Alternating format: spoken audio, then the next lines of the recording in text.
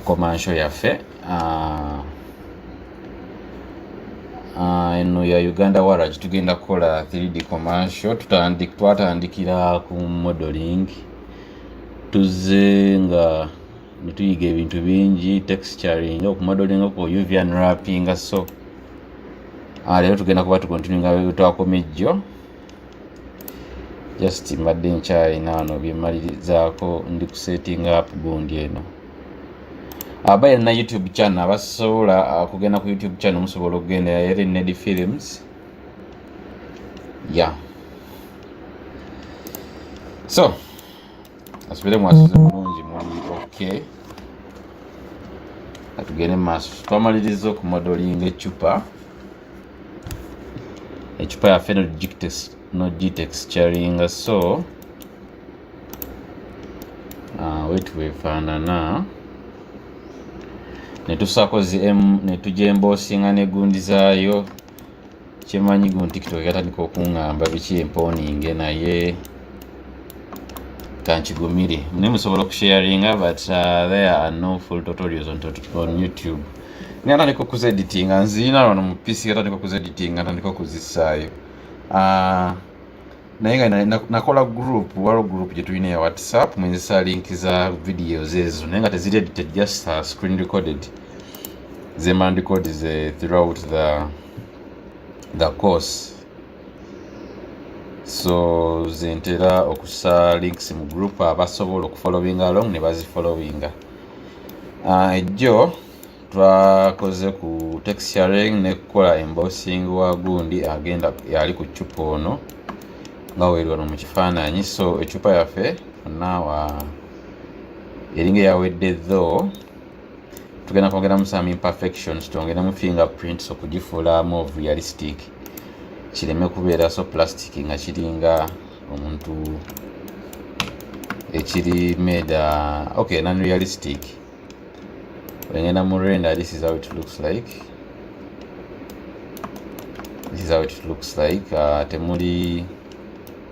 Temuli oyo Waragi.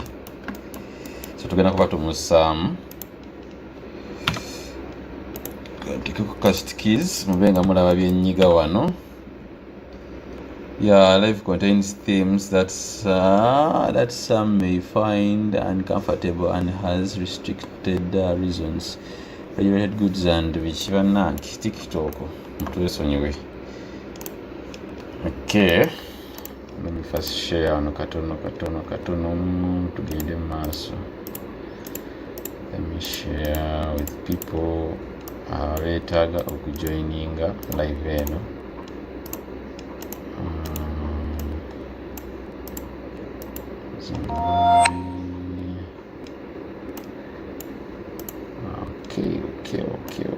Okay. I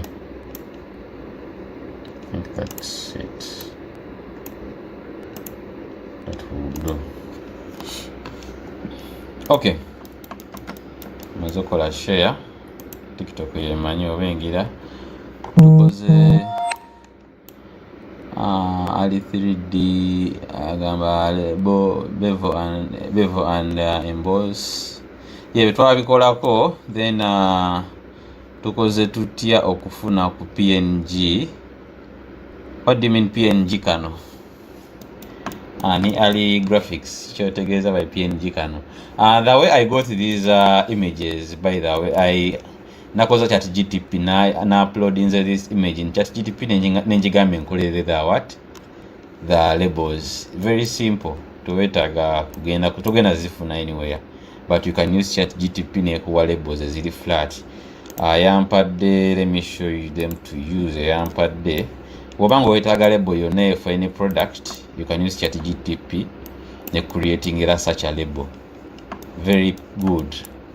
Nade sina budde bugiddamu mu Illustrator, so ne ngamba instead of wasting time, let me use ChatGPT. So you can use ChatGPT in case you want labels for these products. Yeah, gemakula wetuyambye wetutuuse. So I know some girl that created that label. She's very creative. By the way, this is a very good label. Nungi nnyo. And by the way, I was so inspired to work with it because of the label. It is so vibrant and it has a lot happening into it. So I was so inspired ngamba katukoleyo ka 3D commercial. Yeah. Okay.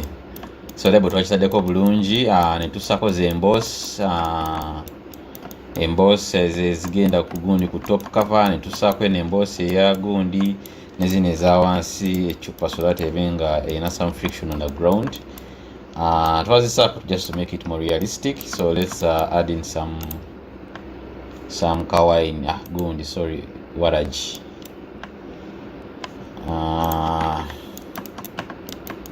Katongeremuko ka waragi. So ngenda duplicatinga eno gundi ya njukira twassaako solidify creating a thickness. Do you have a YouTube channel? Yes, I do. I have not started uploading the videos yet. I need to edit them so that I can start uploading them.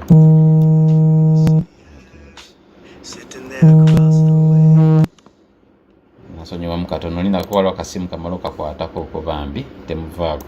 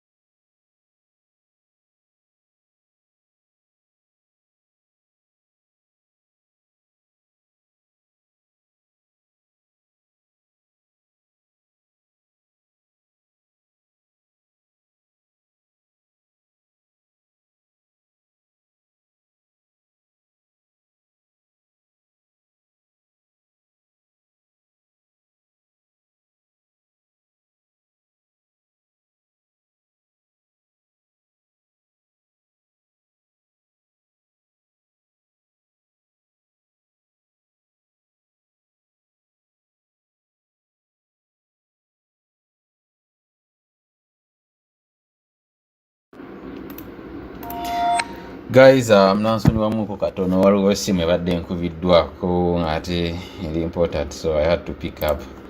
Naye nansonyiwa, so let's continue. So twagala to put the wine in, or the wine waragi, something like that. So simunywanga kuno. So ngenda selecting this outer side, and I'm going to hide it. So I'm using ndikozesa L okunteka this 3D cast pointer yange at a face, then I press L ebe selecting all the seam. Kikolebwa lwa nsonga I already created the seams zino zolaba eza lines are red zituyamba creating texturing our model. So I'm not selecting as ziba zituyamba, so I'm going to select that and I'm going to hide. Wait a minute, I didn't select this one. I don't need, anyway. Let me select the inside part, that one, the munda. I select in the yonna and then this one. So when I do that, I'm selecting the munda yonna. So I'm going to Shift D, duplicate. Shift D, you right click to cancel a demo, its original position when you're creating it there, and I think that this is it in any mode, then it highlighted. All right, that's good. That's good. I understand the blender, but I give you credits, bro. Yeah, thank you,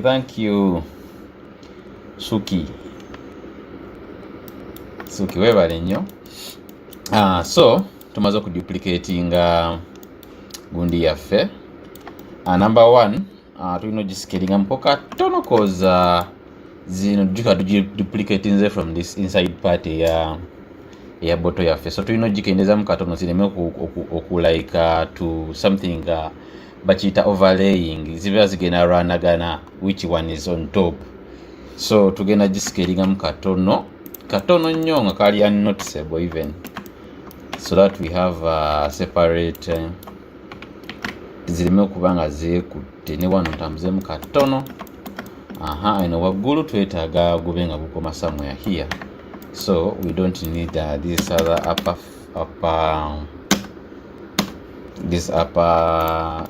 vertices. Ngenda selecting zino eza waggulu tukendezeemu katono, then nfiiringa awo. So ngenda ku insertingamu katono, so tube nga tucreatinze our waragi ali munda kati. So when you go into render, we are seeing nothing lwansonga aina same color n'eri ya gundi. So let's create its material.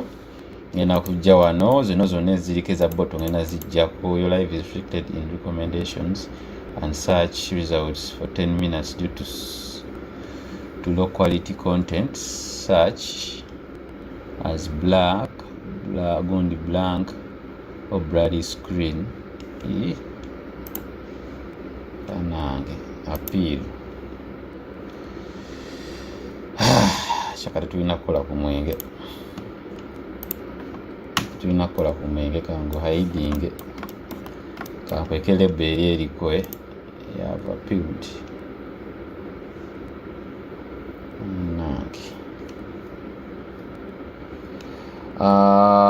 This notice is unclear. I am still not sure why I got this restriction. My life does not contain content mentioned in the notice. TikTok should allow content like mine. I understand the decision, but the restriction is too strict. Submit. Anyway, ndowooza tebaagala mwenge naye. So tumaze ngenda kuteekako material, ngenda kusaako.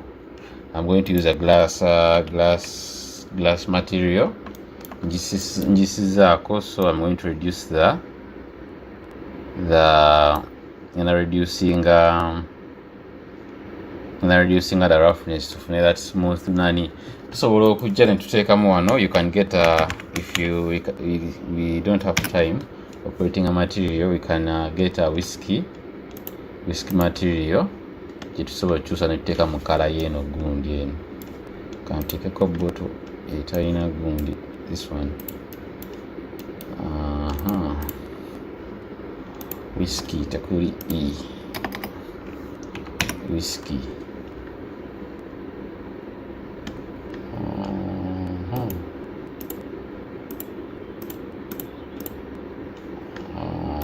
Okay, let me do wine.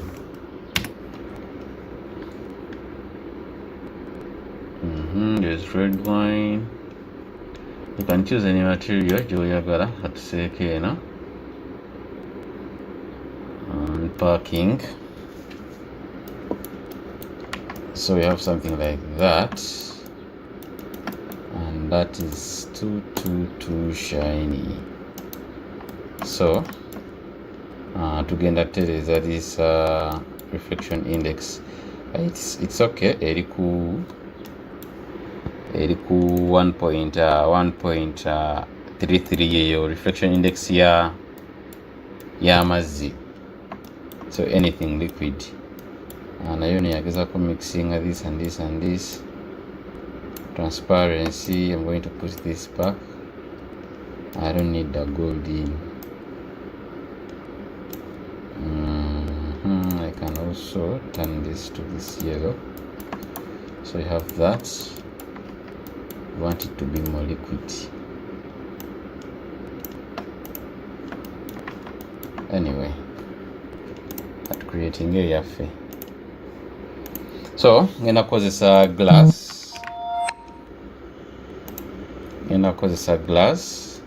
And glass color, I need to create this.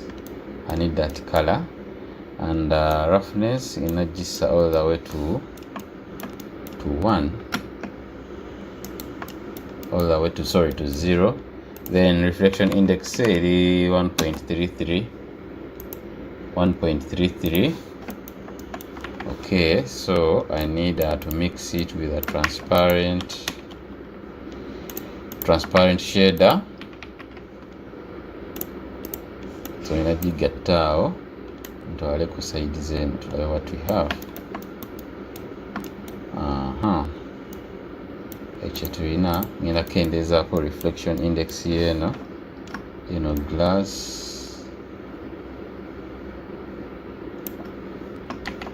Texture, I want the main, main bottle.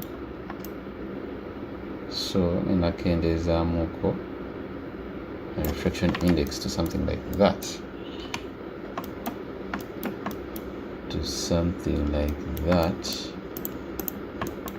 Let me first hide this to lave. I'm going to do 1.3. It was this other, and anyway 1.33, though that is for liquid. So now making sure neno I make the same reflection index neno ku bottom. I make the same reflection index, something like that. So when come here with the other Waragi abadde munda show, then bring back the reason now, and I'm going to reduce the roughness and something like that. Let me give you another one trick of lighting, glass materials.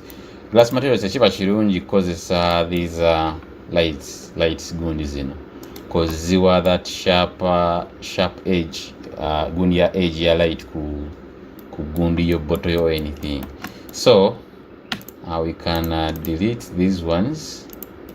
So tusigaze let me show you a better way to do that. A better way, you put in a plane. Tugenda kozesa emission bodies, tukozesa lights of lighting, anything glass that is a product. So eno gundi ng'enagisaako an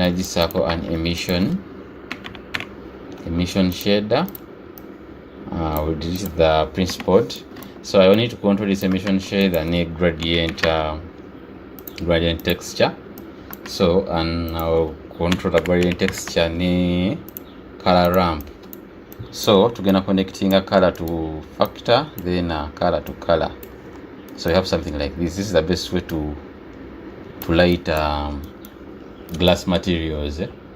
So to graduating 360, have something like that. Something like that. I can increase the nani. Never be satisfied in a glass material. Let me see if I can.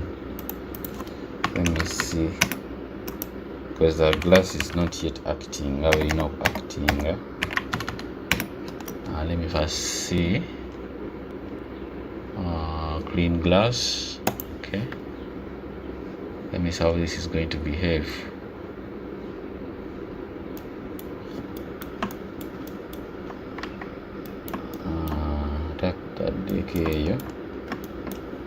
Clean glass. Roughness, that is 0. What something. Reflection index. Anyway, it's the same thing. So this then engage also operating your glass products. Kubanga katolaba we have that smooth lighter gundi flow gundi that gradient. Naye okozesa light eri ennyini yamu ekuwa that sharp edge, so tekiba kirungi kukozesa that okozesa amataala gennyini agomu blender okulightinga yo glass materials. So ndoza mulaba how we get that perfect flow ku gundi yaffe. So I need another strike, something like that. Anyway, I can now use a light for the rim, a real light for the rim light. So I'm gonna rotating to something like that.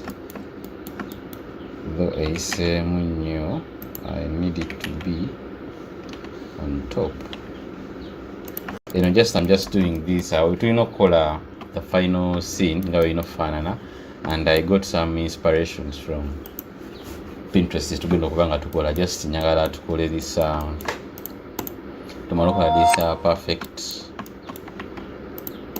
perfect nanieno. So let me first hide this. So so number one, you need some roughness. Okutuwa this yellow. You need some roughness. Something there. So I'm going to put this at 331. Okay. I'm going to reduce the transparency. Inajikendezamu uko. Tuitaga yellow omukwafu.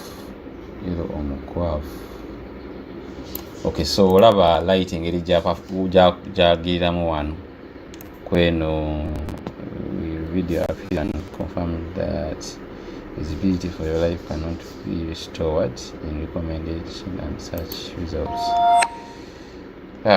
Okay, atugenderewo. So twetaga this hot brown gundi, this golden brown sides. So I'm going to duplicate this light and I'm going to select this golden brown on side. So after that is done, I'm going to create another mix shader. So ntekemu what they call a layer weight node. Yegenda okumpa that engage tugenda okuba nga tuviewingamu echupa mu side. So this is how it looks like. Yet view yayo wefaanana etuwa this white side. We can select etuwa this alpha gradient fill. So selecting which side, which either white or black, inokutwala this one of these colors, which in our case twetaga brown ebere on the size ebere ku sides, then the yellow ebere munda wakati. So let's me control this flash chetu. We have something like that. I'm going to use facing again to etch that nice thing. so I can control this nakozesa layer weight node, so I can push this. Those we have a very harsh gradient, so I'm going to use this color as factor connecting zino ziberewo eziti. So we have something like that. We are seeing black ransonga. We our background is what is also black. So let me put something white emabega so that tubenga tulaba bulungi. This nani was made on a white background, so that efaana wetu. So tumaze okufuna ekyo, we need to reduce on the roughness. Roughness, I'm going to copy the same roughness here. So tuligezako kufuna that naye kikyali tekinavaayo bulungi nga tukyetaaga. So kanzire wano ku our color ramp ngezeko creating something like that. Ngenda kwongezako ne white abeere mukwafu, nesagala creating nnyo ozamulange gitufunye mukano ka brown mu side, and then the yellow is on the eri wakati. So katumatchinge this brown and golden brown, something like that. Hatumaze okifuna naye wano tulina line zireetebwa gundi ekyo. So wano netaagamu kayero akakwafu, ngenda kwongeza this. So I put cross this and that, doing something like that. Kanyongezemuko ntwale eno zukusemuko light walemebeera so gwe gomwe gaffe naye gukyali. We need that hot yellow. I can also call it also increasing the contrast. Let me mix tulabe wano akawaffe tumwongeremuko yerabe nga popingamu this. I'm going to push it back for katono. So I'm going to add in the volume okukiwa that feeling of liquid ainenge jabeeramu gundi mundomu. So I'm going to put a volume scatter. Again, connecting on volume, I make sure I choose this yellow density. So molekao. So we're zooming something in. We have some volume in our bottle. Kano sinakategeera bulungi. Njagala that yellow. Wait a minute, let me first switch these to no, which one is on which side? Let me first copy this color. Color is so different to which color. Okay, this was supposed to be down the way about there, so I can put back its color. Mukwate muko, and I want it to be more brown, something like that,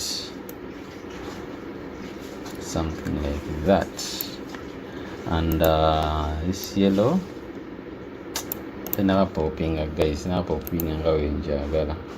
So ngenda kukomyawo our bottle, and that's what we have. It's not bad but not yet there. So neno bottle ngenda gitekako that volume node etuwa that feeling ya liquid. That volume ebanga obeera nga mu mazzi wansi galina that tegali so clear nga olaba empewo. So naye tugenda giwa that. So this is our bottle. Now we have you have that feeling of metal, ogyetegeeza n'ogiraba erimu ng'olwa metal eshininga ng'ate endabirwamu, sorry, nga kyuma. So katusooke tuzanyise reflection index. Noza mulaba tukyusa reflection index netugyongeza, ina changes zetuwa all the way to 0 egifuulamu of metal, and the gross reflection index in up around 1.45. Now it's not giving me that. Let me first hide that. Should have a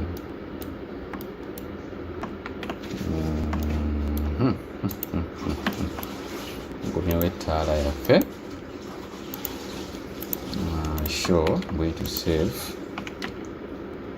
I can hide this.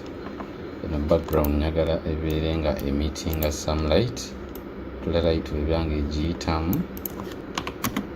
Okay, so taddeko eyo. Let's reduce this light strength. Energy reducing to 2. So light abere mutono. Ndigeza okukola that studio.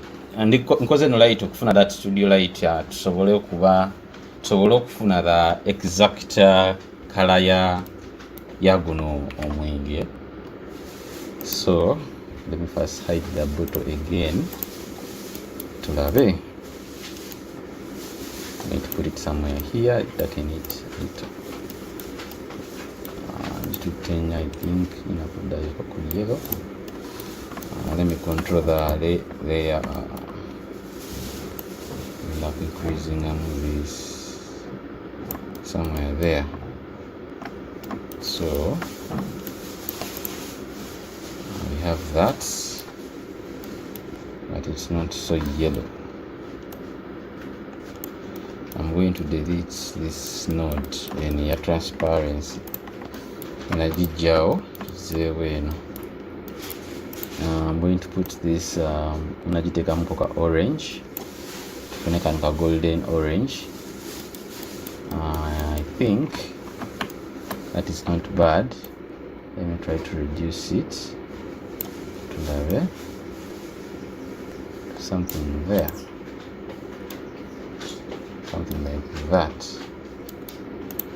Yellow ngenda mwongeramu light. Buzwe mwongeramu light ate abeera so lot of transparent. Roughness ngenda kumwongerako mpaka ngaawo. So kankomyewo bottle tulabe. I think this is not bad. This is not bad. Now we can reduce the light to 3 at once in 5. So you have something like that, and you see it either became background. So I'm going to remove its visibility from the camera to bring it to some with a light. So we have that. How do you see it? Nezino setaga zirabike ku camera, neno setaga irabike ku camera. That's how you can hide those things from your viewport.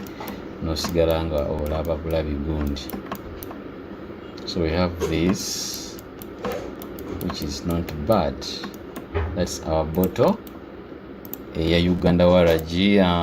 Nina kendeza kera light eno. Isekoko. Siwe nti rotatingemuko. Waliwo some gundi gyenakolera akalango 3D commercial bali bagiyita 9 barrels. Waka muna ntera ku social media zange musamu checking out ne mumulabako. So let me first hide this. I can tweak this light by the way.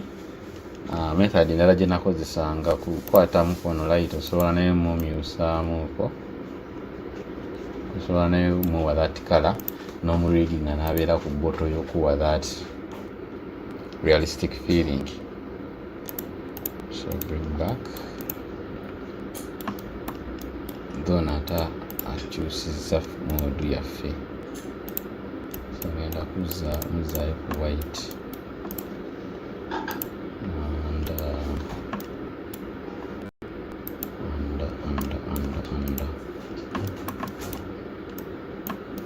I'm going to mix this again with a transparent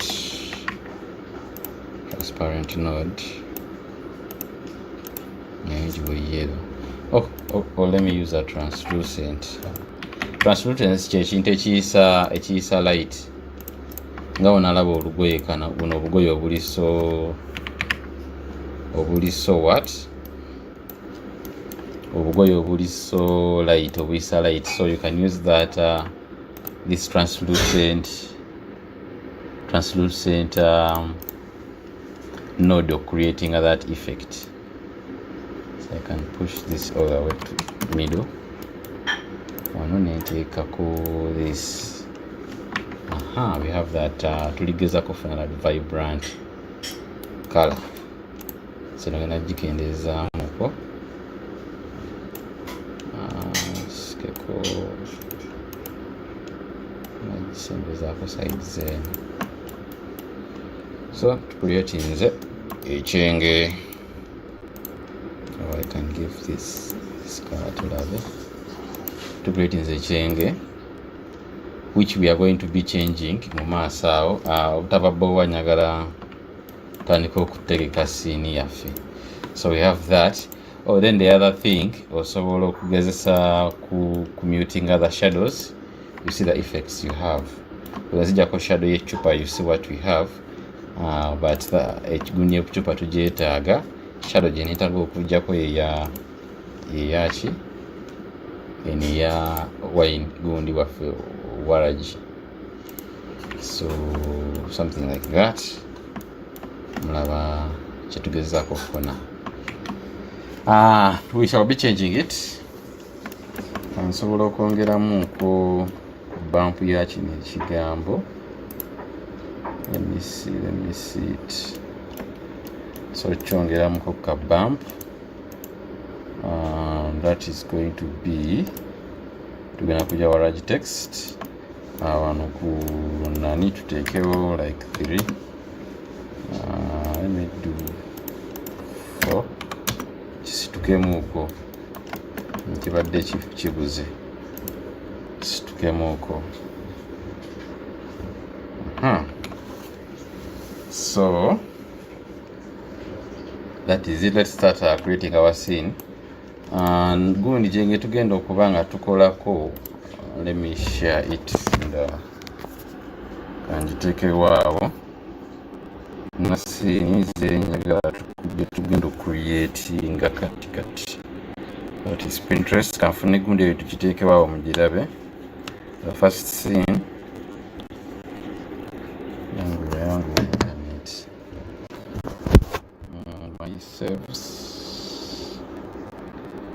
What I saved. Oh, when nazirabye ennungi. Is this so attracting? Can it?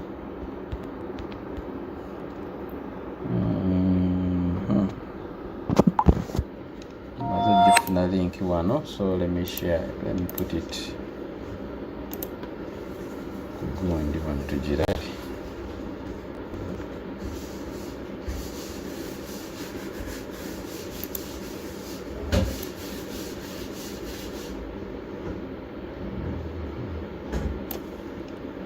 Okay, I can download it.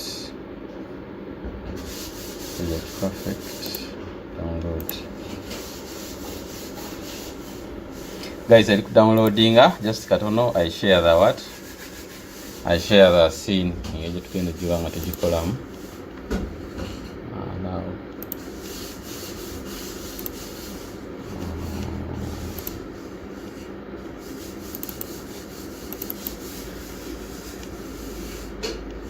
Katono nyo.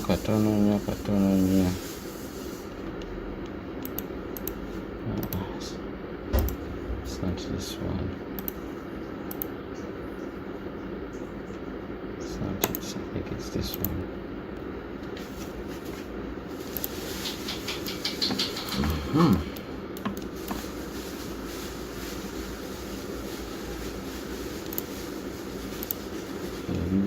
Eriwa emaze downloadinga katono nnyo. Yeah, have it.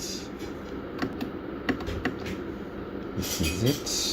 I want full screen, then I want to take this screenshot. Okay, so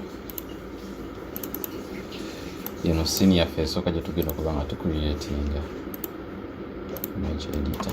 Senior face oka, so twetaaga this vibrant color. Ne gundi webanga ekalabye Uganda Waragi ekase ku website zaako. So without wasting time, and kusooka ndiriitinge all these slides bikimu kati tumaze okukikozesa, twagala creating a scene mpya. And what I can do, ngenda kulinkinga everything to the main bottle. So I select everything, selecting a wakati object. So when I move this, by moving everything, we are going to put in our camera affair. I want 40 millimeter. Then nyagala social media size, nyagala kusa ku social media, nagisimbizaako emabega went. You can scale it down, something like that.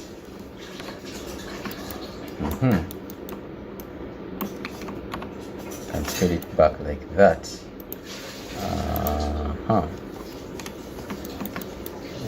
Nakweyongera okugisikamu ku maaso, tulina ekyo kati.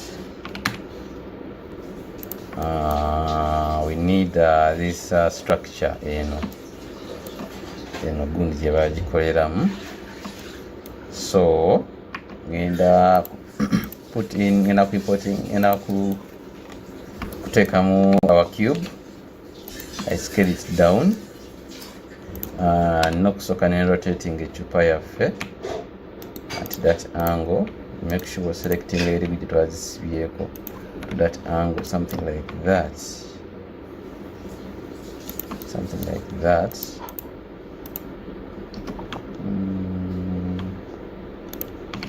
Okusikamuko emabega wentyo. So I need scan went scan kano. I'm going to extrude ecupa wegenda okubanga etudde, something like that. And this has to be there. So now I'm creating a kano. I'm going to duplicating a kano kenyini.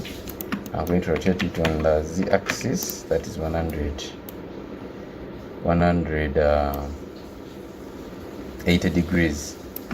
So in the future I will be rotating that tula one and here, something like that.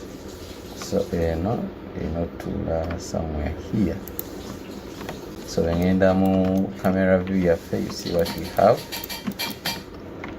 Ngenda ku extruding zino njongereyoko. So that is that. And I need to bagisikamuko. I'm going to move it on the y-axis, something like that. Logo ntefaanagana na chupa yaffe. This nani efaanana bulungi for the bottle. We reduce something like this. So we need this background emabega. And creating another cube in this cell. This scaling emunda, something like that. This scaling a very wide. I need to extrude this upper side.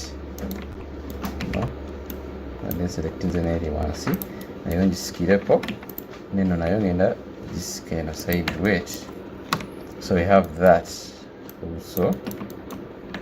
nsobola scalinga down okugitambuzaako wansi eno nentereezaamuko wenti at that angle, and this is supposed to be somewhere wano bwe batyo. So ngenda ku scale eno on the axis, scale eno on the y axis, neno kiri kimu. So that is a scene. Nsobola okutereezaamu katono. So when I try to render, tewali kirimu lwa nsonga scene yaffe terimu light. I'm going to limit the connection bwentyo. We need to give it some materials. Applying a scale, nezini applying a scale. So ngenda kusako that bevel modifier okusobola okukola ki, okusobola having those smooth edges, sorry, rounded edges ereme kubeera so sharp. So ngenda kusako bevel modifier at level of 2. We have something like that.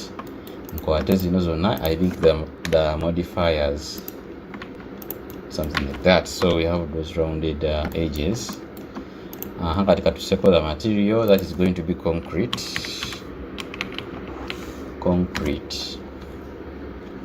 Tuseko material.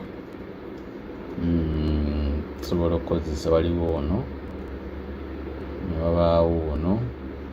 Twetagwe ayina like patterns, alimu enjatika kale ezo zi segments gwetwetaaga. Ono naye si mubi,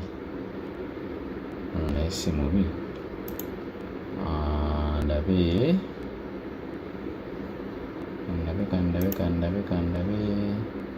this is not bad.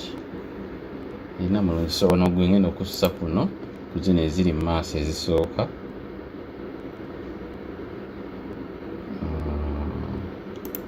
Ali ku downloadinga, should be on. Let me first save. Okay, agenzeeko, so we need to link ono naye tumuwe oyo. So tulina oku unwrappinga. So genda selectinga edges, nzija wano select sharp edges, maxim unwrap, selecting yoka unwrap, apply scale. It should be working very well. Smart unwrap,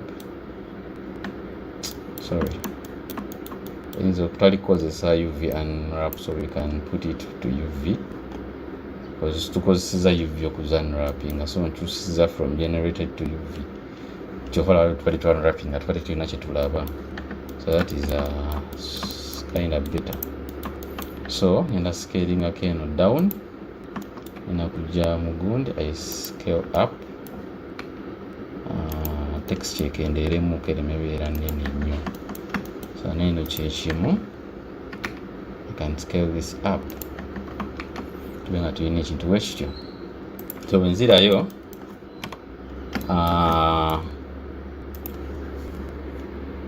we have that, yeah. Let's add in some light.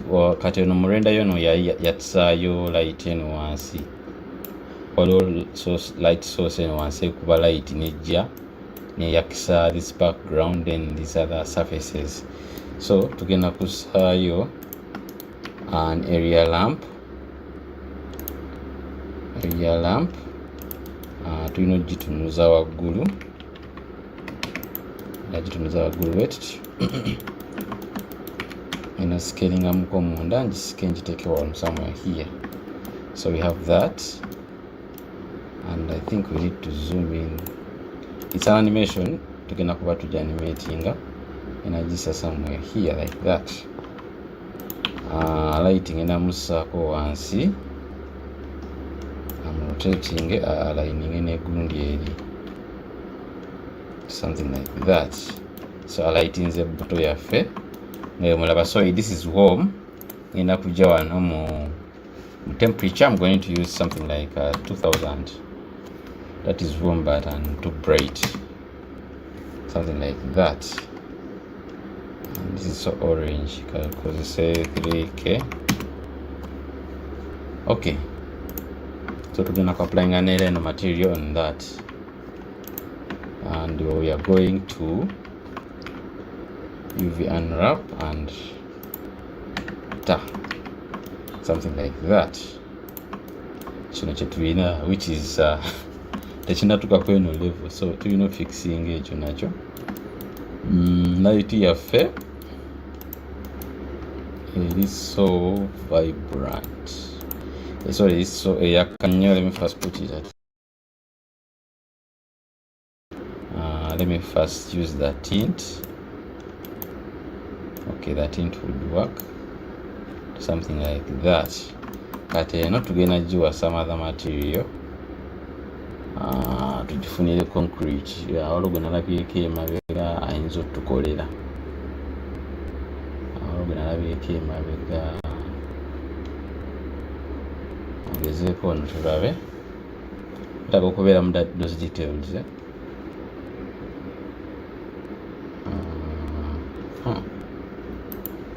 but these are so much. I'm scaling it down,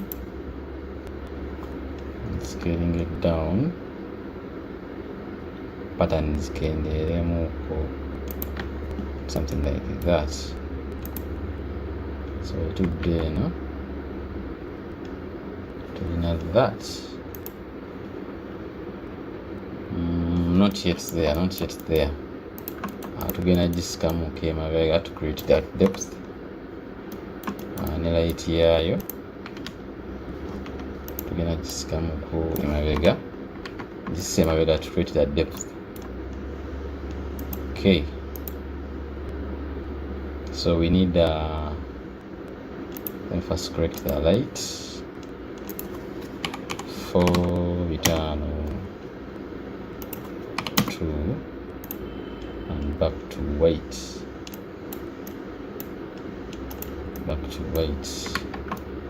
So so background yaffe in a lot happening, in a lot of details. I'm going to choose another material, another concrete texture tufune etalina material etalina gundi kikatugezeseeko eno. It is selected, tap, tulabe eroding. This is not bad.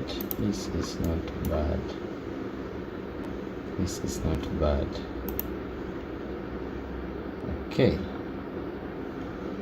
I just need to zoom in more ku materials vere zigejjemuko to create that effect ya gundi.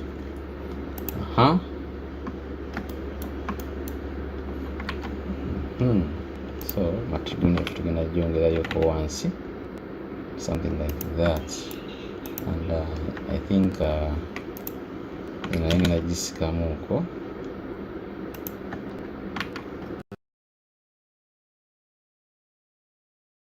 And I'm going to use netaga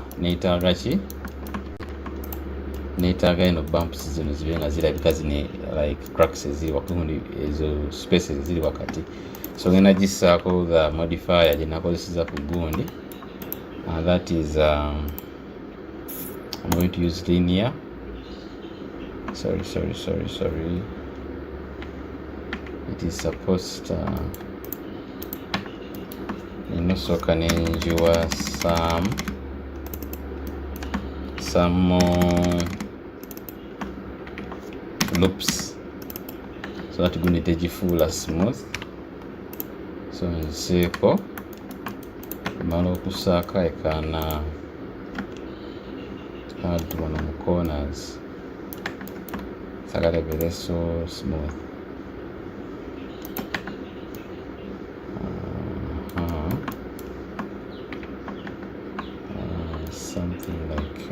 kongerawo. Actually I can put a loop nengi current. I want to create that sharp corner. One. Wangena kuja material. On displacement, it's displacement and bump, which is not bad. I can come to that node of displacement. Let me do like a 0.2. 0.2 one single 0.1. Details zivuddeyo. So let me see. Zivuddeyo n'ennyingi nnyo. And I think I'll scale it down. Then I rotate it. At your angle, how it looks like.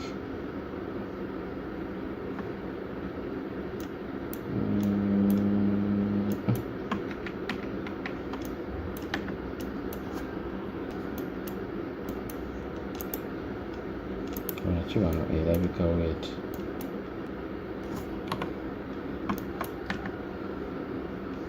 It's not supposed to look like that. Anyway, I can give this back to 0.2.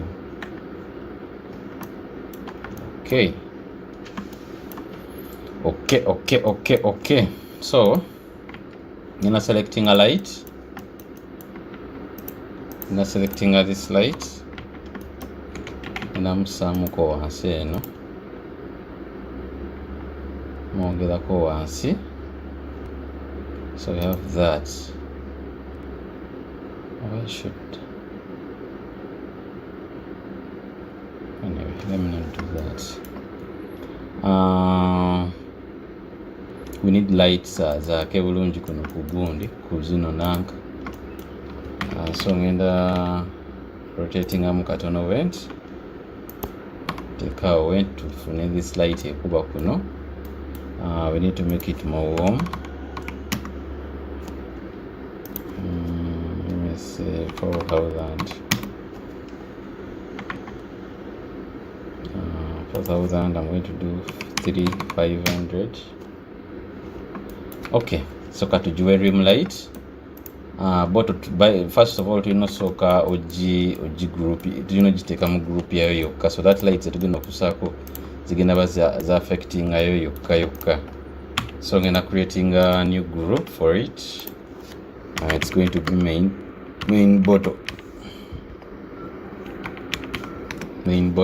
create. So we come here, show hidden. Tugenda kuba tuyina that. Something like that. Yango render. When I add in the light,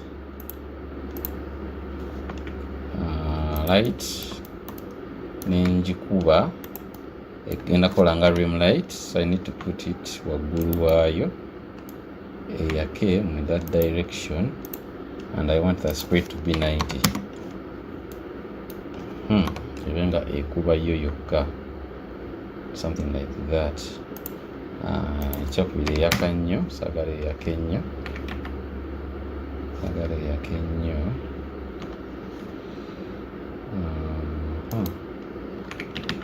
Rotating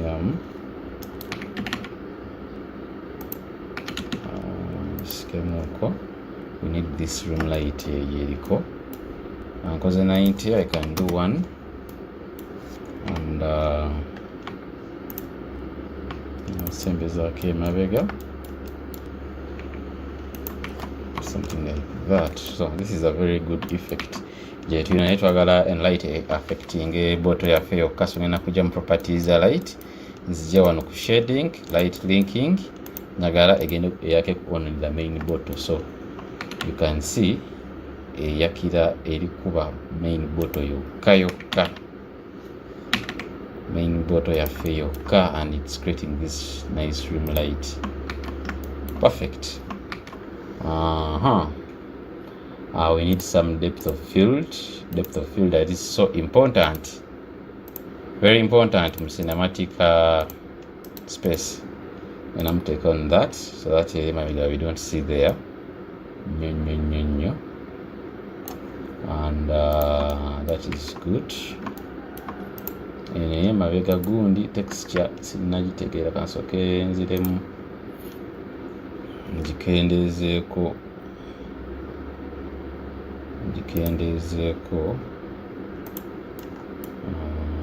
yabadde displacement and bump.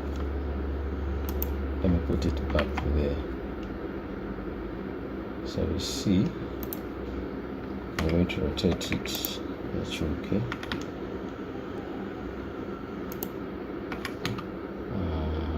Something like that.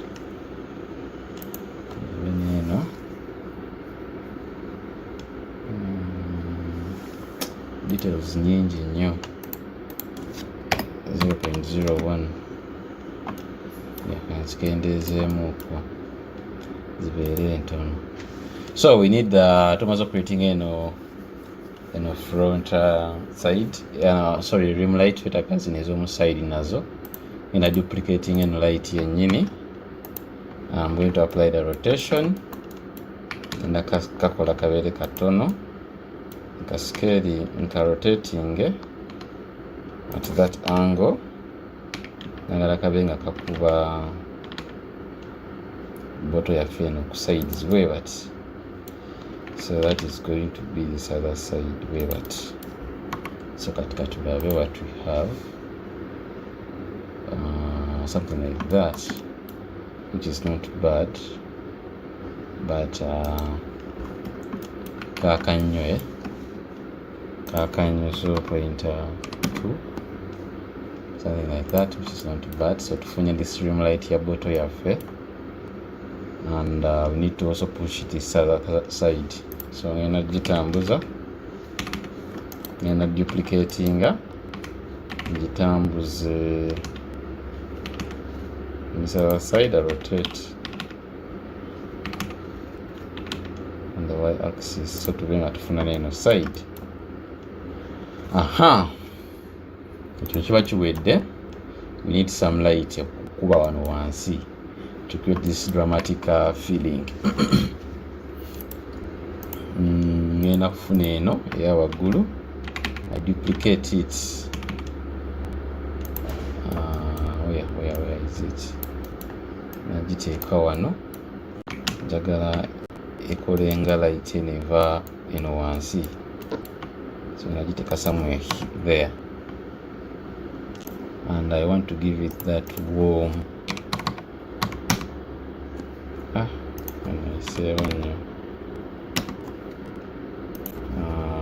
for 500. Rotate, move up.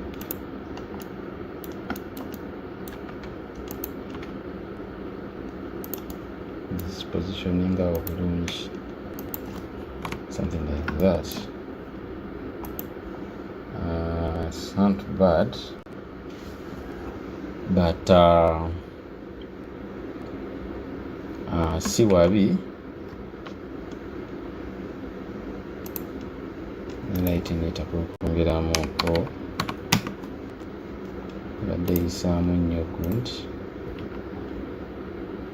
Aside that, anyway, can bring it back. Light yaffe eno ekuba nnyo waggulu, twetaaga ebeere so dramatic ng'erina bw'ekoma. So nagiteeka wano went. Let me put it to 1. And I need to also make zino gundi zaffe zibeeremu, zifune that tuzidakeningemuuko. So nazisika that nankozesa RGB curves. Our world twetaaga ebeere dark, not producing any other light.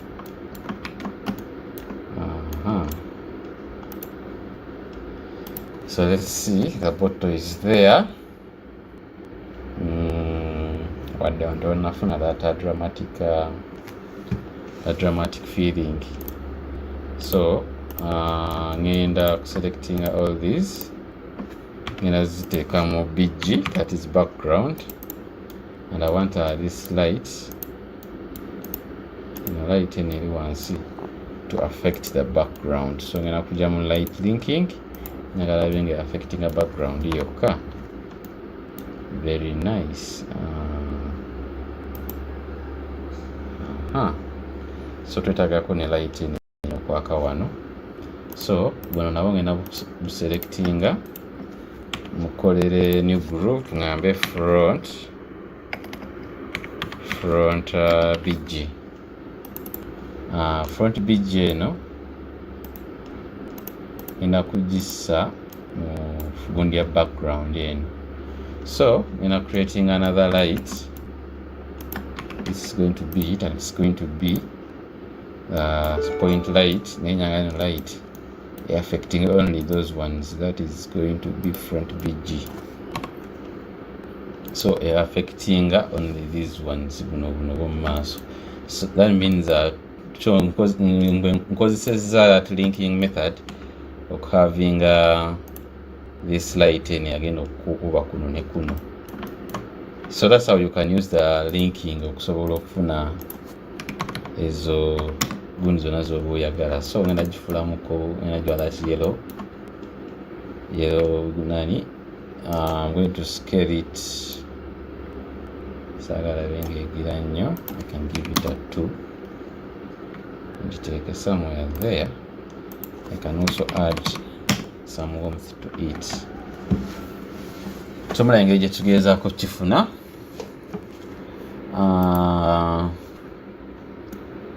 Light yaffe eno ebulamu orange.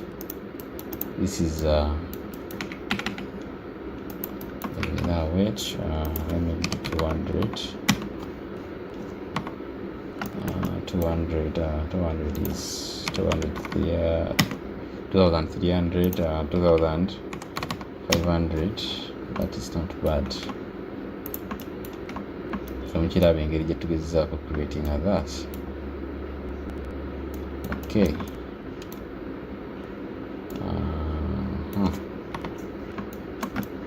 You can reduce the focus. So reducing a focus. That. I'm going to reducing katono. So let me put here.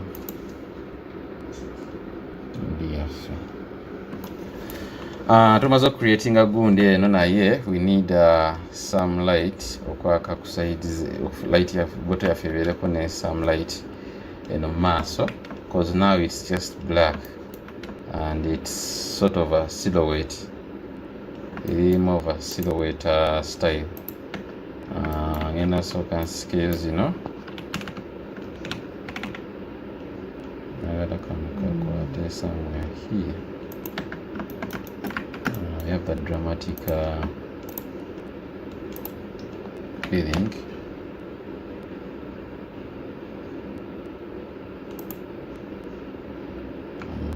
Need to scale it down to that.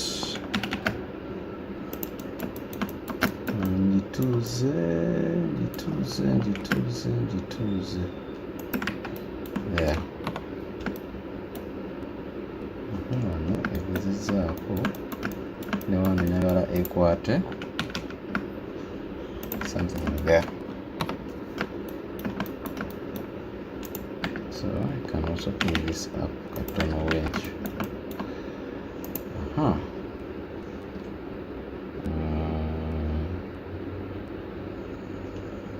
That is not bad. We need a more shadow size.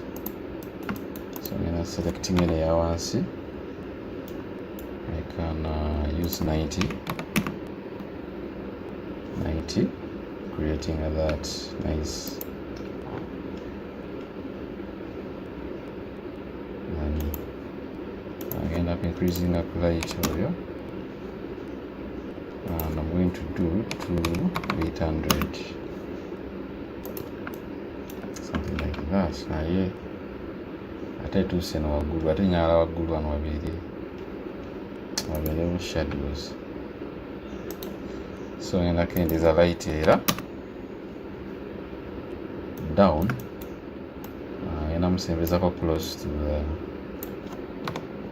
abenga acting nnyo next to it, and I'm going to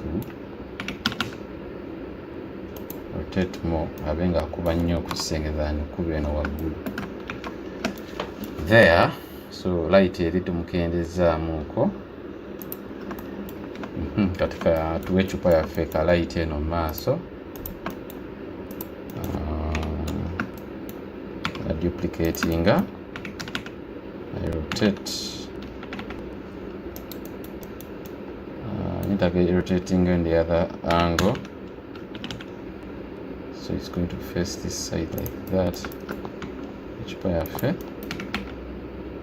erenga erina akalaita kagikuba mu maaso bwe batyo. Tetekaka kabeere kangi nnyo naye nga kasobola okugyayo some small details, some small details. So we have white here, tetwetaaga white ebeerewo, and eyawansi ngenda kukozesa the disc shape, so that we have more circular gundi, something like that. And light nyagala ebeeremu right yellow, more of yellow, orange oba yellowish, and I can also mwongerayoko wansi, something like that. Guno omwenge gwa yellow nnyo okusinga, so nga sineerabira, let me also, I need to add light agenda okuba eno emabega w'ecupa yaffe eyiseemu, so nagiplacinga somewhere there. I can put it there like that. X-axis so olugiwa amaanyi about 5.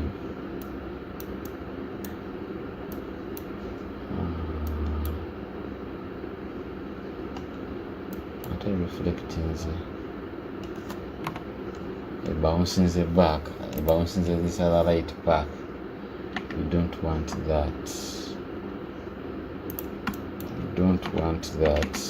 Nagitambuza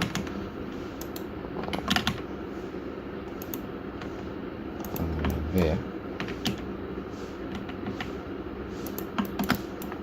something like that. Okay, scene egenda ejja. Now we need to correct the color tones. In wine it was a lot of orange and it's yellow, so kendeezaamuko tugiwa that yellow waayo. Nene eri wano tugenda giwa 3 bitaano. We have our bounces of yellow.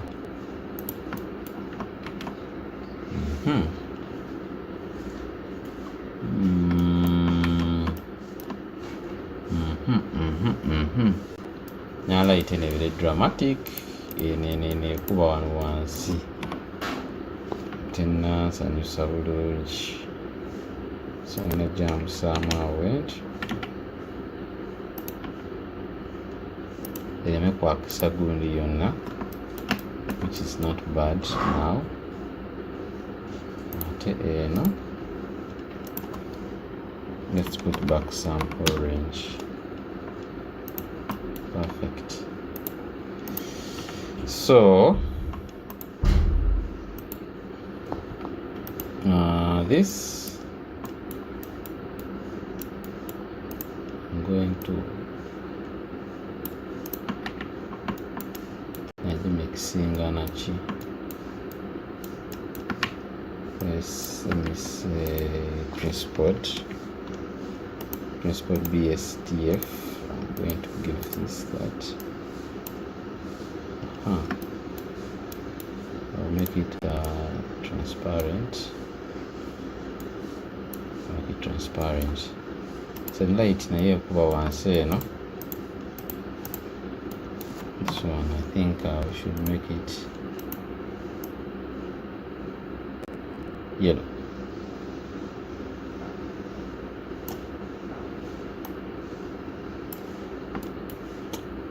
Orange.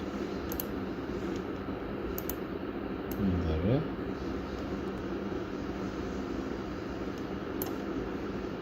So come here, our nani.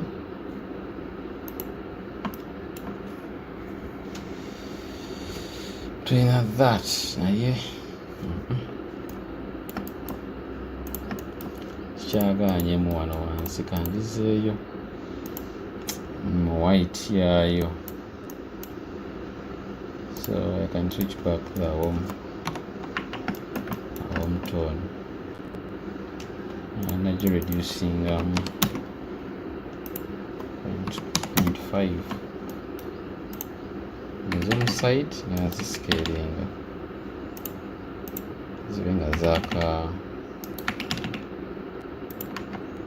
nazikuba ecupa yonna.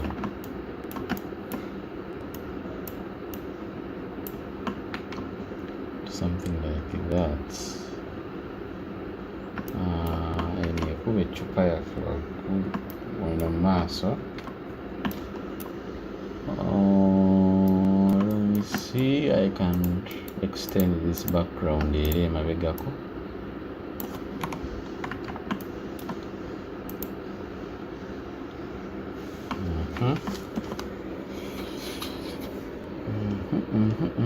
Let me center. So I can animate this light, and light in animating. Give it 5. Jacoba sharp in so I can use a 20. Reducing.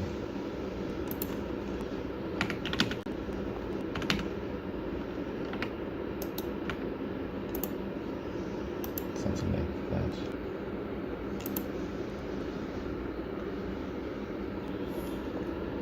Hmm. 90.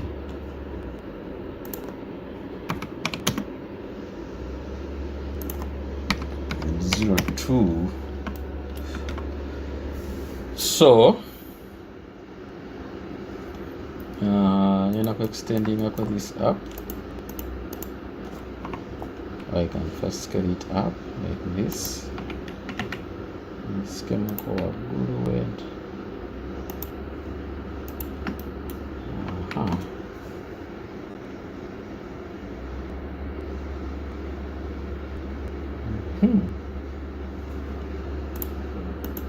This bottle cup to the main bottle.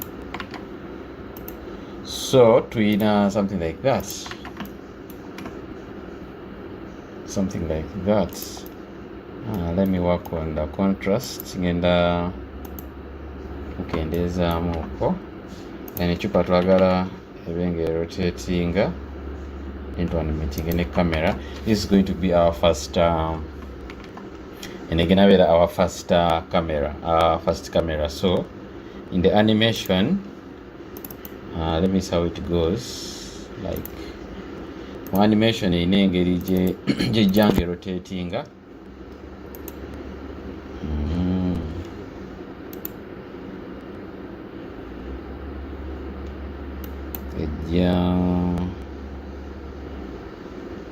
Egira. Okay. All right. Einam ka zoom katono, so let's put that zoom. Ka zoom katono. And I'm selecting eno. I'm going to animate the camera. So on the y-axis, nagalebelao. Then see on the y-axis, nagala ejjenga esembedde mpaka ngaawo, and I want this to be a linear motion. So again, just something like that. So I'm going to also rotate kujanga, rotating at this, and it should be in center, center,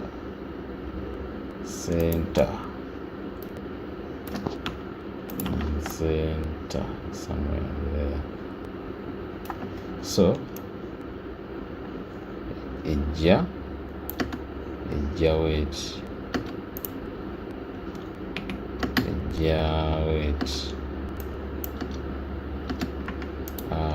all the frames to be landing linear.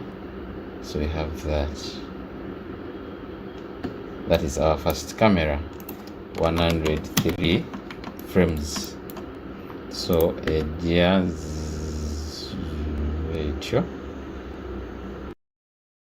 wenyola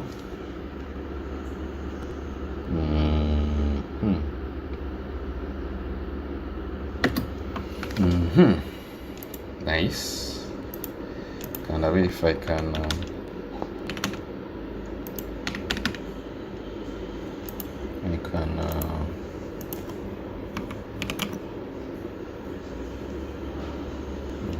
.05. So egatandikanga another silhouette feeling, then ejje nga we rotatinga tuwe revealingemu katono nkagundi ako. No light ina kugizaayo wewebadde. So light eno esobola okugitambuza in this way. So number one, frame one egenda beerawo, and the last frame egenda kubeera side ze. So egenda tuwa that silhouette, egenda just tumulisaamu ko something like that. Nga mukiraba kujja kuyitawo kumulisaamu katono ecupa yaffe weyigira. Okay,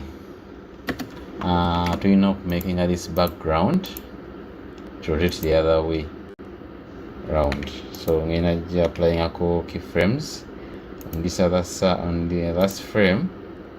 Njagala yo ebeere nga teri weights, creating that dynamic effect. I want this to be linear, so egenda kuba nga erimu ako akantu. Camera rotating on the other side, ate ecupa rotating on the other hand, something like that. So kanjongeremuko like that. So wijja ne creating a that very nice, very nice. Very good. So tugenda ngala kola kweno gundi chupa. So ngenda kudeletinga the Z axis, clear single keyframe, and then the Y axis, clear single keyframe. Let me see.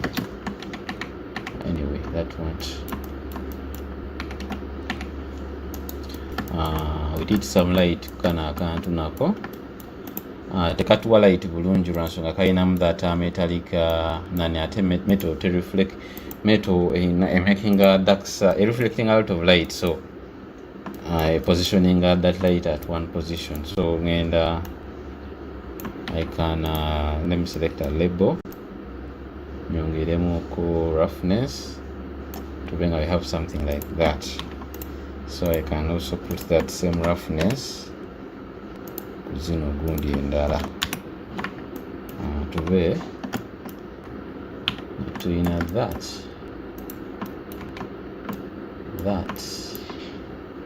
we have this. I need I'm going to work on light path. Now total light bounces zibeere 100.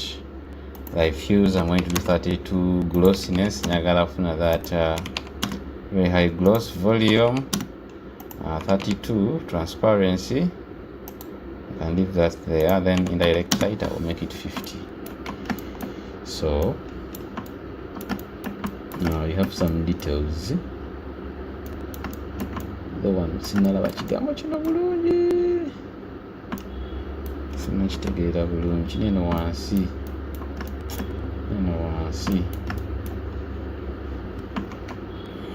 kantereze kale anterezemu buno akawano. So eno gitereza ngenda soka ngifuule a disk. Let me come bro just 2 minutes. It's okay. Ngenda terezamu ko wano went.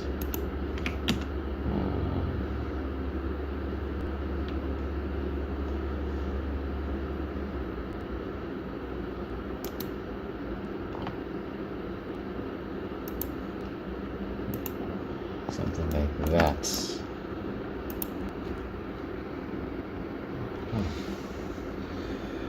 Something like that. So eno ngena kiro twalako eno rotating to that.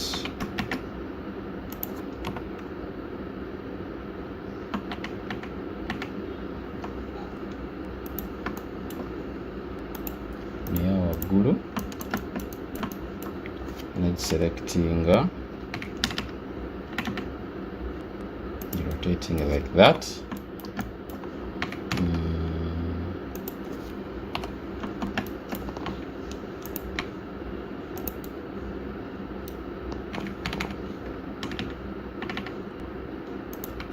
Just getting a book at tono.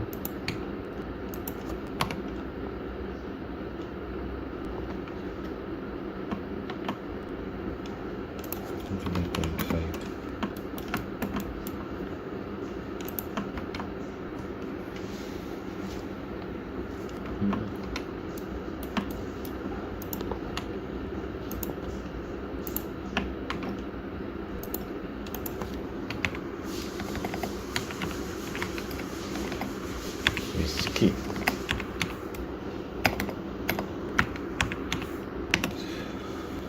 Okay, whiskey, yes, somebody whiskey.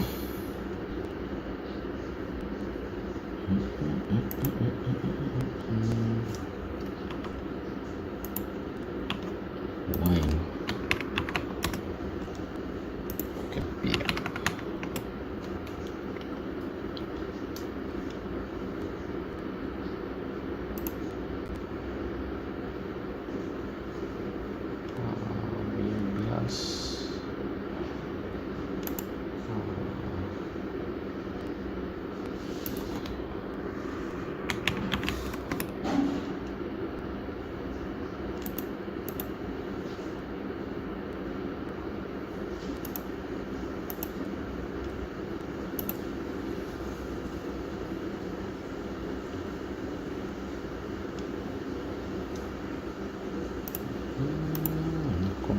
This. Let me try it and see.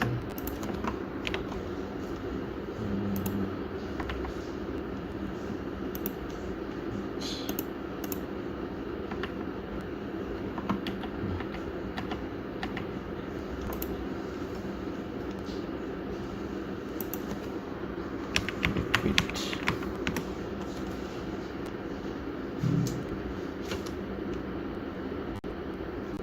Liquid jelly. I want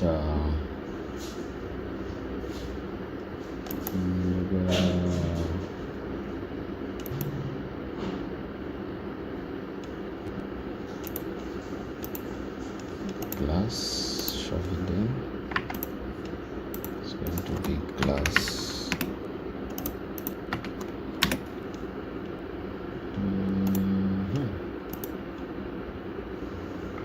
So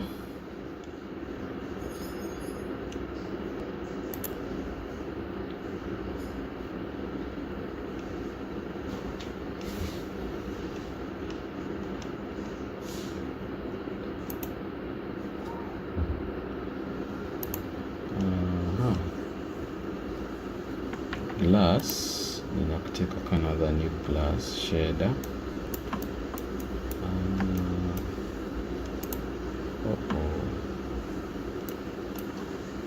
Yes. Let me use this to love it.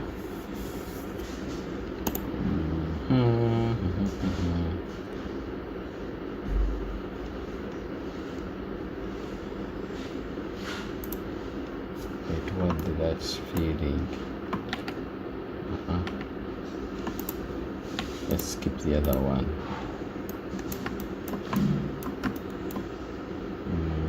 So eno gundi yaffe weefaanana naye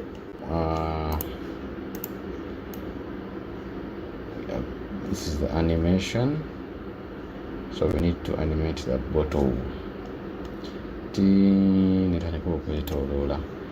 So let's animate the bottle. At this ejja reveal Uganda Waragi. So at that point ngenda kusawo keyframe. At the end njagala ekole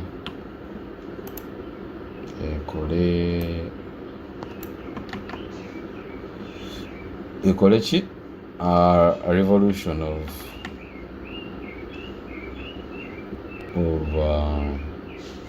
something like that, 2 rotations.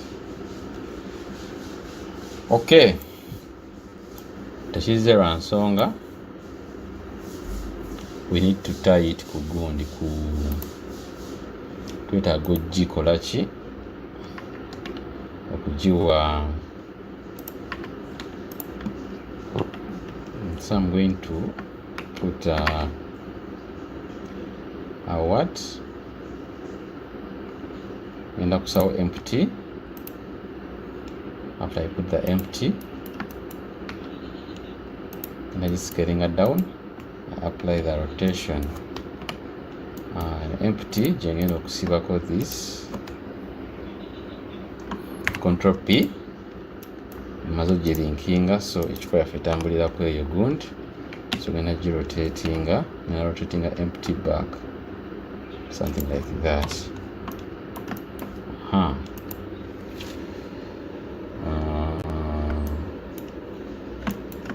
Ozizeeyo mu position yayo. Oh sorry, I need to delete those. Gikwasa katono. So I can animate this bulungi kati nga sisumukanyiddwa. So ngenda ku the last keyframe. I'm going to rotate this something like that. So we have that. Nerotolola. But that is a linear motion. So ngenda kusaako ngenda giwa that njagala etandike mpola then yeetoolemu etandike mpola nga okiwulira etandike mpola like that. Wereegira something like that. Anyway, so selecting these other keyframes, and I want to delete them. Clear keyframe, location, clear keyframe. So in this last one, ngenda kugisaako, so ngenda kendezaamuko it's a rotation. Ekemoko wansi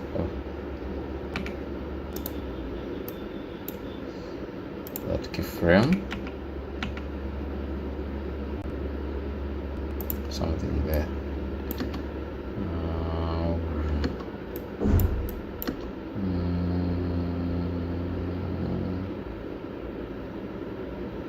Okay, so I'm going to, I don't need neza waggulu nene yako sigyetaaga, twetaagawo emizi yokka. I can pull this all over here and duplicating that keyframe. I do something like this. No, it to have that linear motion, so it is rotating very fast. So let's put this here.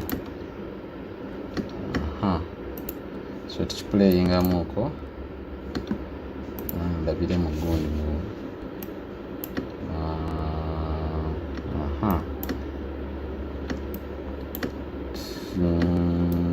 ejje so wait, I need that the motion very perfect. So ne wano I think nina kwongeramu some revolutions, and that is a rotation to having a, so clear this, to having a zoom, something like that. Zoom, zoom, rotating fast, zoom. Then I will tujja okuba nga tubuukira on the other next shot.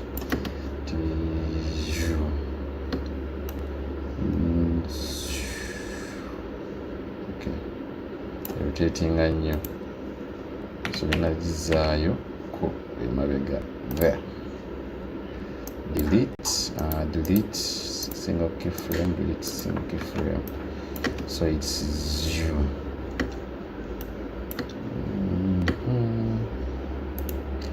Kwambusaamuko waggulu katono ate eno nayo ngisikemu ku something like that.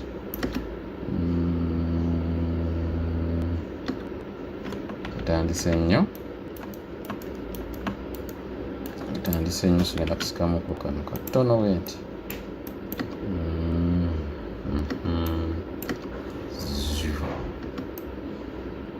Okay, perfect. Ngenda kusika eno yambiseemuko waggulu paka wano, so bano gisikako era ejje nga wano. So nagala bine a lot of speed etandika, so ngenda kwongera waggulu. We have that, so it comes need tugenda in the other tujja kukoma one somewhere here.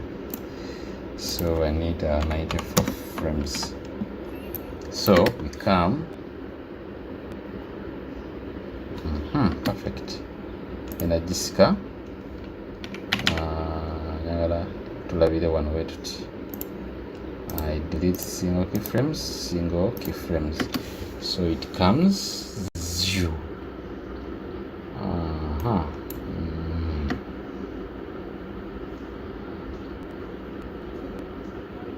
Twetaaga kantu katono eno senior esooka, twetaaga kantu katono. Which software are you using? This is a blender.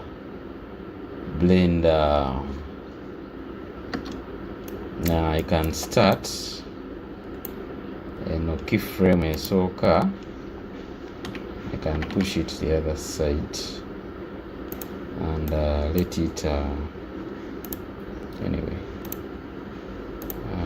Push it back. I'm going to rotate ebenga etandikira somewhere here.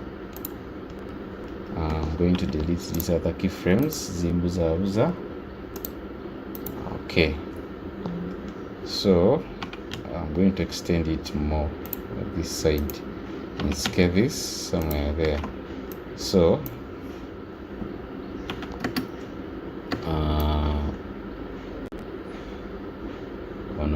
wait, we have that, then the spin, something like that. Anyway, and I say when you against the wala, we need to see this art, beautiful art. Delete single, so something like that. Zoom. Think this is not in the center. Echupa inangeri gyezinamu ate kitwagala kibeere bwekyo. So let me first put this in the center and tulabe oba enadda mu zina. Kubanga lyebadde ina that sort of turbulence thing enyeenya nga bonalaba washing machine ng'etambula nga rotation yayo teri si nnungi nnyo. So we have that, and we can also animate some focal length. So we can go to nani 1, insert keyframe, newasemba tukolamu kagundi ka focal length katono, olabe what it creates. It creates something nice,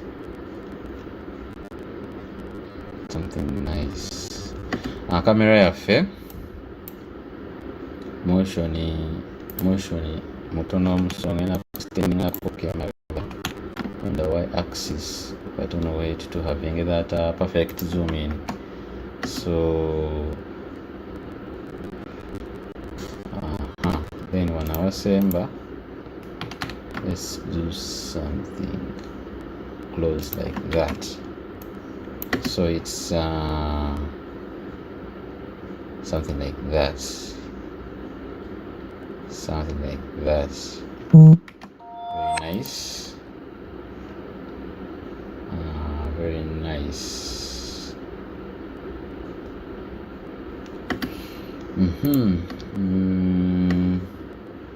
Koze nitandika okutambula katulabe oba mu render light eba etuuse. Oh, this is the render.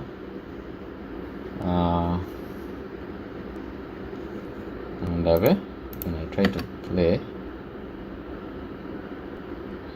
something like that, something like that.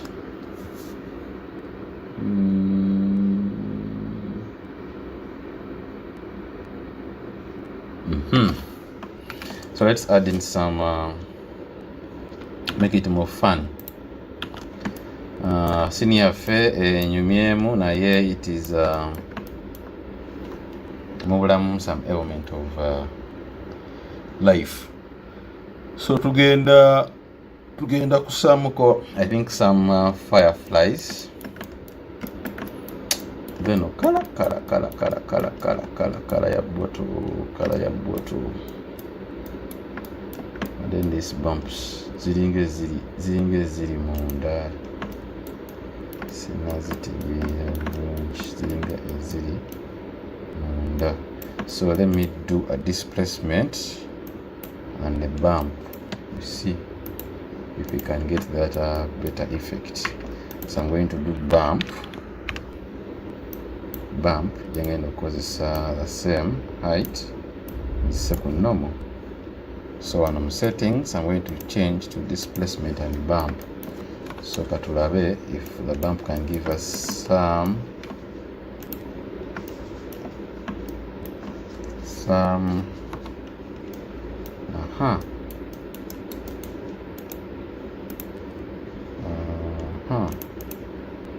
very nice bump it with that Ugandan text effect. Erabike nga kweri katulabe nga teriko how it looks like. I'm going to select this and without it you can still see it naye si nnyo.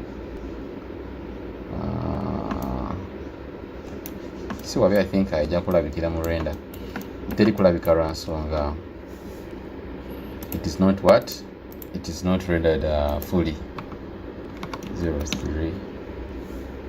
Let me see if we still have our silhouette. Something like that. Very nice. So katugire and it and rotating after the light hits. We see the Uganda what? The Uganda Waragi logo. So I'm gonna more graph and I'm going to bring this forward somewhere there. So itandika okutambula nga yamaze olaba that Ugandan Waragi logo. So let's make the light perfect. Sorry, nyala zino ez'omu side enakwongeramu light ey'omu side neeno wano. Okay, zitambulira wamu. Point 1. So echupa yaffe erina that glow on the edges. That glow on the edges. Perfect. It is standing out, very dominant from the background, so it is visible.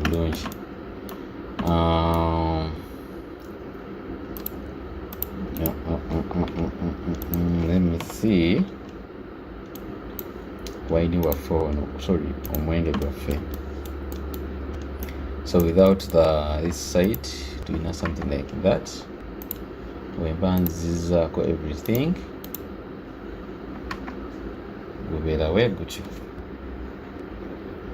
Gubeera so. Ate weba tukozeseza ne gunt ne gufunamu that outer. So let me make this more lighter. Najja mpusaamuuko. So gubeeremu ne element ya mabega. So this I can push it back to 0.07 kendezeemu kakulight.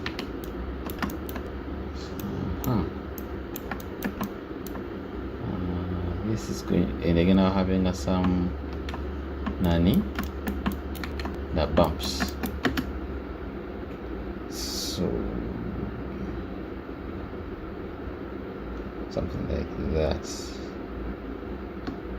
Okay, this is hot. Guno omwenge gukaya kasooka tuteekemuko some velometrics clouds emabega wano. I'm going to put in a box like that. That box is where I'm going to scale it down, something like that. One side at there. And also to put something like that and make it sharp. So I'm going to use volume. That is principal the volume. You're going to take our normal volume. I delete this. So when we check, we have that, but the volume is not yet seen. I'm going to apply it like that. It's not affected, Ransonga. We're supposed to put this in the background. Okay, so we're going to control your volume at close noise texture, and I'm going to use a color ramp to convert that noise texture to black and white factor. So together and we scale, we have something like that. So I'm going to do that. It's creating a more contrast. So I'm going to add in more details to create that cloud effect, and again the color more density. So you don't need this.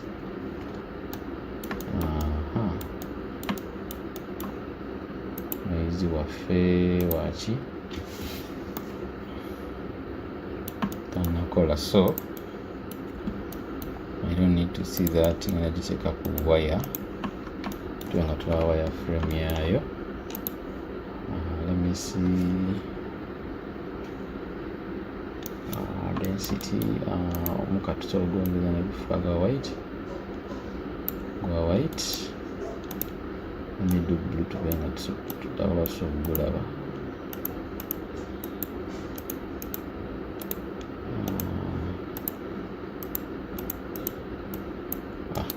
Sorry, I don't need that blue.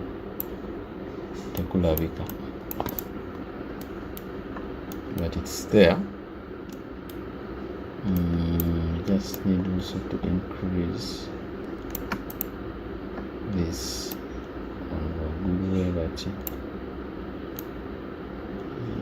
something like that. I scale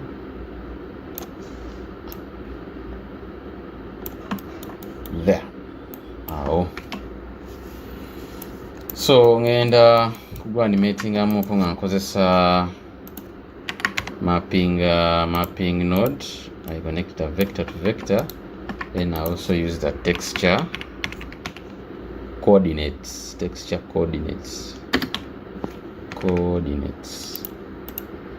And of course, let me use generated. Then that to that. So twetaaga ozitambuzaamu okwo.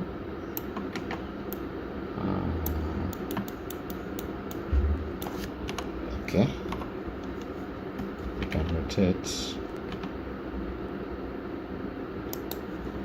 Tuguleka awe gutyo. So tugenda natambuzaamu eno there ebeere ku that millimeter size. Then the final ebeera butambuddemu or something like that. I create a keyframe. I want it to be in a linear motion. So atulabe.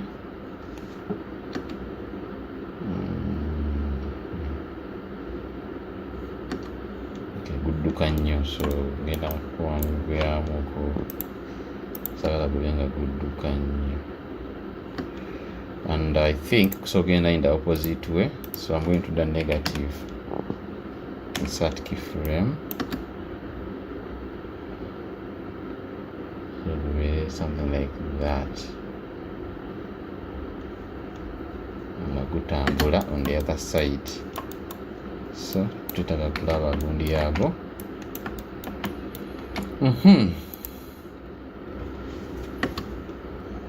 Guys, this is what we have now. Kansuke kole render tukole some little composition. So render, I'm going to do 100 samples. So let's go on my render panel. I can render that image. Tukole some little composition. Yeah, kamera ebenge wedde enkya tube nga tukola ku kamera endala. It has taken 11 seconds to render new. So number one, ngenda kuteekamuko some glare. Oba nga okolanga ogundi oyo noteekamuko glare after something so realistic. Glare. Let me do this. Okay, let me keep that glare. Ngenda kukola teekamuko bloom. Some bloom ku chupa yaffe.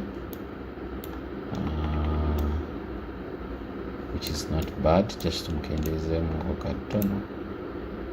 That is 0. This is okay, that is that. Tugenda kusaamuko vignette. Nakusaamuka vignette. Nsobola okukendezaamuko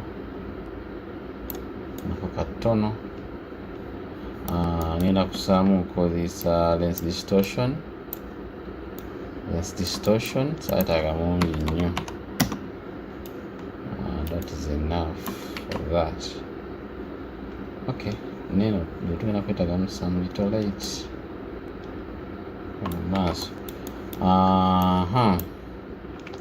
So we need some saturation and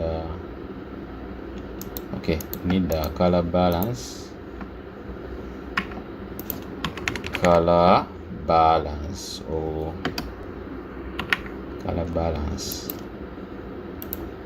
So kusikamuko lift.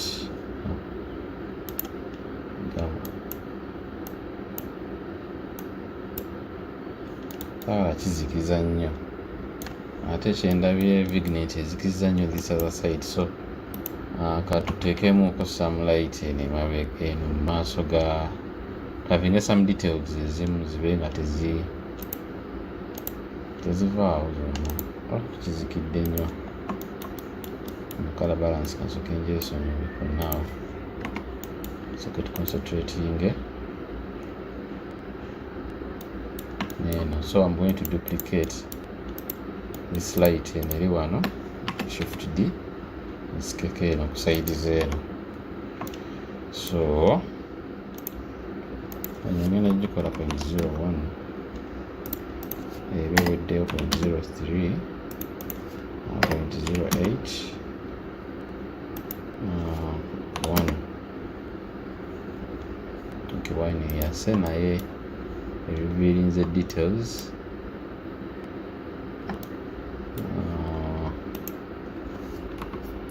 5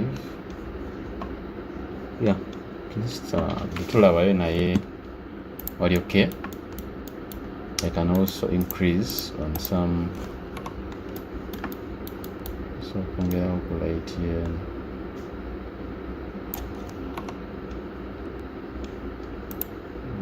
so nejyongerako nenkola like 2 and then I'm going to push this back to white.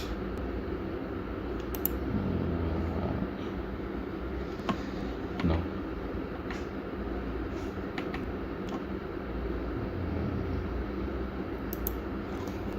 1.2 then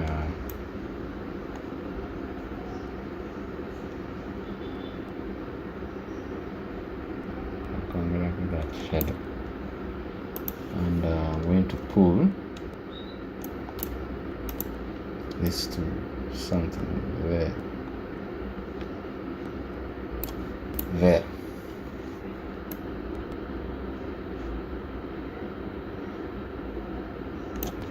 So yeah, revealing our bottle. Tulinawo kino kiraiti ekyakenya, kino kiraiti ekyakenya wano ku bottle. This one ekijjawo nteeke wano wansi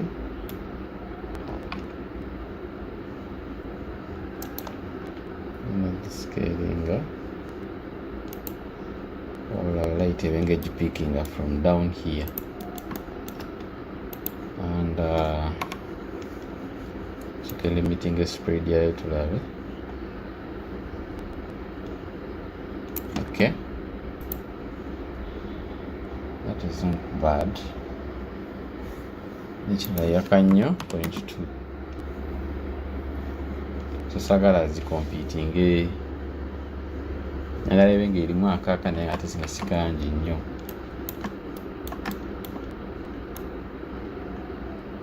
Okay, so we start the silhouette violet. Nabadde ngambye njagala creating somewhat fireflies. So let me use that. Mina fireflies twakola mu gundi ya cloth, saagala kuddamu kukola kugera same nani. So nina kunoonya eri Titan scene. Where is that Titan scene? Titan scene. Titan.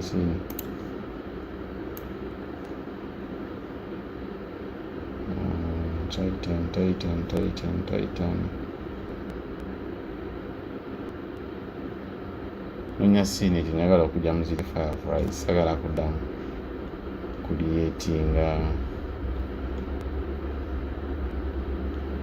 nani ndala atulina ab'embuze.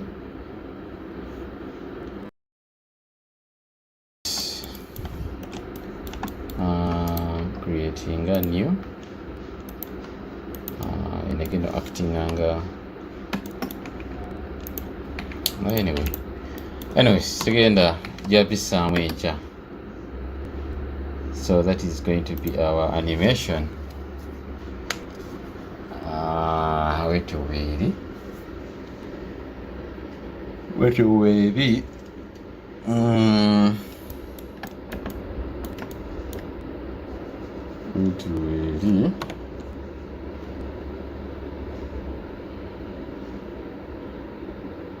Bwetyo bweri. So guys, tugenda koma wano olunaku lwaleero, tujja kuba tukola kamera endala the next day. Mwebale kubeerako. Tandika saawa 5 paka saawa 8. So leero kamera esooka tugimalize, tujja kuba tukola kamera endala, tukuanimatinga another camera. Mwebale kubeerako, mwebale kulikinga. Mwelaba guys.